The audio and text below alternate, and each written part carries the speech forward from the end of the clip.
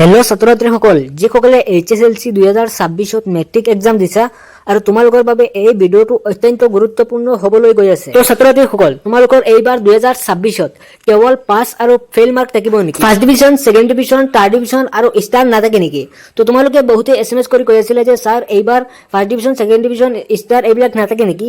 তো আজিৰ ভিডিঅ'ত তোমালোকক ডিটেইলছত জনাবলৈ গৈ আছো আৰু তোমালোকে ভিডিঅ'টো স্কিপ নকৰি একেবাৰে প্ৰথমৰ পৰা শেষ পৰ্যন্ত ভিডিঅ'টো চাবা আৰু তোমালোকে বুজি পাবা। আৰু তাৰ আগতে ছাত্ৰ-ছাত্ৰীসকল, তোমালোকে যদি এতিয়ালৈকে আমাৰ এডুকেশ্যন আসাম চেনেলটো ছাবস্ক্ৰাইব কৰা নাই, তো তোমালোকে আমাৰ এডুকেশ্যন আসাম চেনেলটো ছাবস্ক্ৰাইব কৰি ৰাখিবা, যাতে এনেকুৱা নিচিনা ভিডিঅ'বোৰ তোমালোকে সদায় সকলোৰে আগতে পাই থাকা। আৰু তোমালোকে ভিডিঅ'টোত লাইক এটা কৰি দিবা।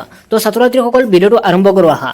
তো হয়তো তোমালোকে বহুতে ছ'চিয়েল মিডিয়াত ভিডিঅ' এটা দেখিব পাৰিছা যে মাননীয় শিক্ষামন্ত্ৰী ৰণোজ পেগুৱে উল্লেখ কৰিছে যে মেট্ৰিকৰ ৰেংক চিষ্টেমটো তুলি দিয়া হ'ব। আচলতে তেওঁ এই বিষয়ে বহুত দিন আগতে কৈছিল যে ৰেংক চিষ্টেমটো উঠাই দিয়া হ'ব। তো 2024তো ৰেংক চিষ্টেম আছিলে আৰু 2025তো আছিলে।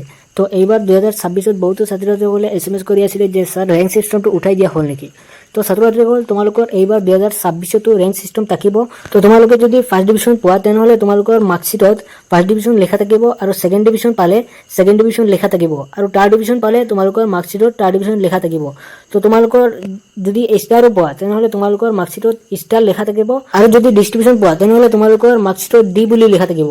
তো ছাত্ৰ-ছাত্ৰীসকল, বহুতে SMS কৰি আছিলে যে এই বিষয়ে ছাৰ ৰেংক চিষ্টেমটো উঠাই দিয়া হ'ল নেকি? তো সেইকাৰণে এই ভিডিঅ'টো লৈ আহিছোঁ আৰু তোমালোকে বহুতে SMS কৰি আছিলা যে ৰেংক চিষ্টেমটো উঠাই দিয়া হ'ল নেকি?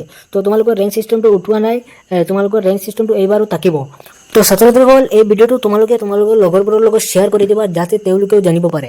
আৰু তোমালোকে যদি এতিয়ালৈকে আমাৰ এডুকেশ্যন আসাম চেনেলটো ছাবস্ক্ৰাইব কৰা নাই, তো তোমালোকে আমাৰ এডুকেশ্যন আসাম চেনেলটো ছাবস্ক্ৰাইব কৰি ৰাখিবা, যাতে ভিডিঅ'বোৰ আপলোড কৰাৰ লগে লগে তোমালোকে চাব পাৰা। আৰু তোমালোকে বহুতে SMS কৰি কৈ আছিলে যে ছাৰ ৰিজাল্ট কেতিয়া দিব? তো ৰিজাল্টৰ ওপৰত এটা ভিডিঅ' বনাইছিলোঁ। তো তোমালোকে যদি সেই ভিডিঅ'টো চোৱা নাই, তোমালোকে সেই ভিডিঅ'টো চাই ল'বা, ডিটেইলছত বুজাই দিয়া আছে। তো ছাত্ৰ-ছাত্ৰীসকল, আজিৰ ভিডিঅ'ত এইখিনি আছিল আৰু তোমালোকে যদি এতিয়ালৈকে ভিডিঅ'টোত লাইক কৰা নাই, তো তোমালোকে ভিডিঅ'টোত লাইক এটা কৰি দিবা।